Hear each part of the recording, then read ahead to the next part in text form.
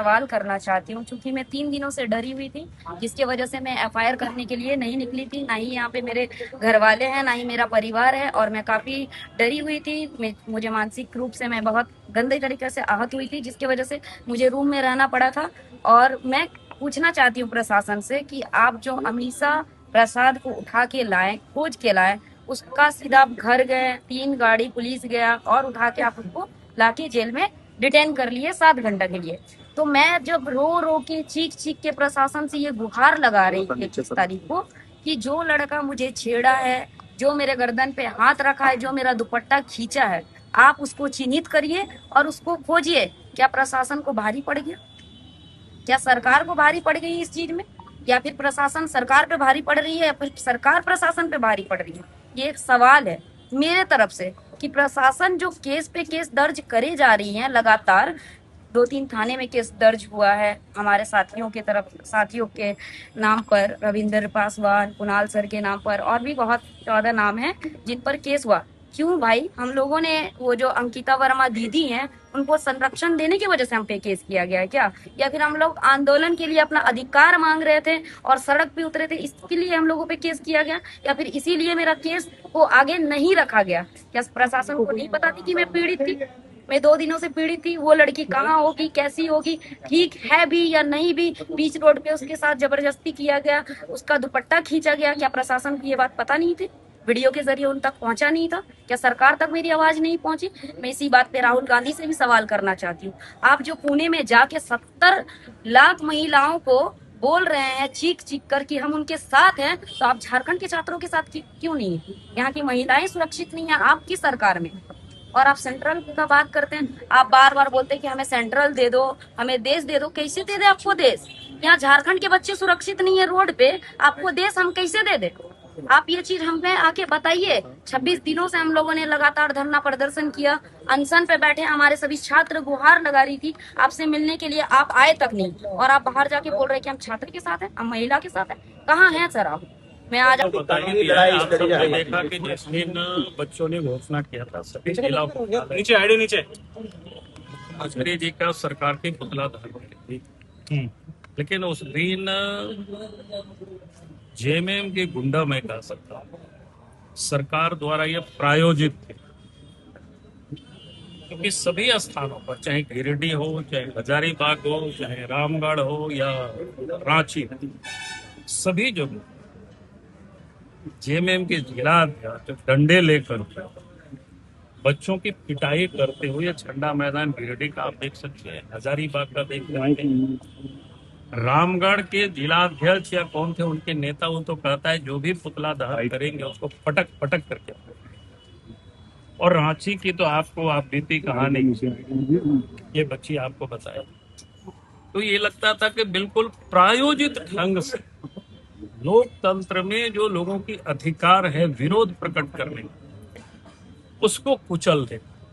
पहले तो बच्चों को झांसा में डाल करके जयपाल सिंह स्टेडियम से धरना और भूख हड़ताल को उन्होंने तोड़वाए, निष्पर्श कराए कि जो बच्चे मांग नहीं भी कर रहे थे उस समय के, आप सबको ध्यान में है कि 22 नियुक्तियों को सरकार ने रद्द किया, एक अधिसूचना जारी की, वो आप सब लोगों को है ध्यान में, उसको आप सब देखेंगे।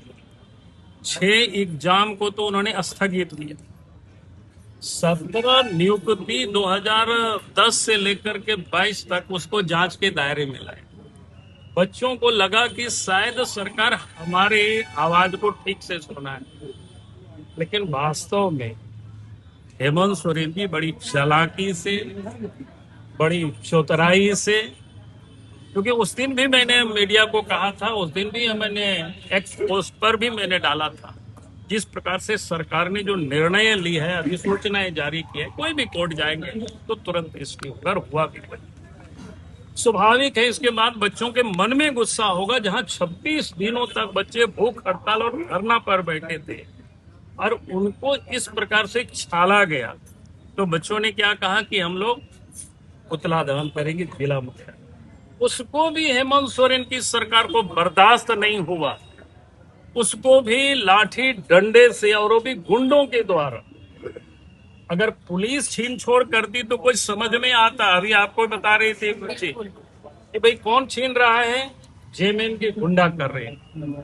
तो ये गुंडागर्दी बर्दाश्त नहीं करेगी छात्र। और इसीलिए आज हम सब लोग आए ताकि बच्चे को ऐसा नहीं लगे कि हम अकेले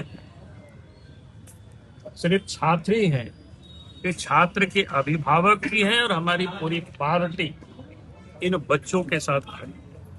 लोकलाज को भूल करके अपने कार्यकर्ता रूपी गुंडे के माध्यम से इस पूरे लोकतंत्र को हाईजैक करने की कोशिश करें। तब एक राजनीतिक दल के रूप में हमें अपने कर्तव्य को निभाना जरूरी पड़ता है। और आप सब लोगों ने देखा 3 दिन पहले जब छात्रों ने एक मौन मसाल जुलूस निकाला तो पुलिस की उपस्थिति में झारखंड मुक्ति मोर्चा के गुंडों ने, कार्यकर्ताओं ने जिस तरह से हमला किया और हमला करके पीटा, और उसके बाद उसी दिन जिन लोगों ने हमला किया उन्हीं लोगों की तरफ से पीड़ित बना करके थाने में 3 केस किए गए। जो मजिस्ट्रेट वहाँ नियुक्त था, सीओ सदर रांची, उन्होंने भी केस किया तो उन्हीं पे किया। जो हमला किया उस पर नहीं किया, जो चल रहे थे न्याय की मांग के लिए उनके ऊपर किया।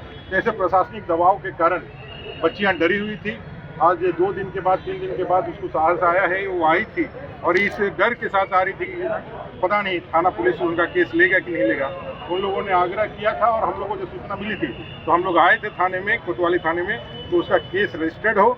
और पुलिस जो है वो पुलिस एक शासन का गुंडा बन करके नहीं, तो शासन और प्रशासन में कानून का संधारण करने वाला एक लोक सेवक के रूप में अपने भूमिका का निर्वहन करे, ये सुनिश्चित हो। इसलिए हम लोग यहाँ आए। देख लो जो कौन कितने पानी में है और कौन किस मिट्टी का सबसे ज्यादा खून और पसीना बहाने वाला है।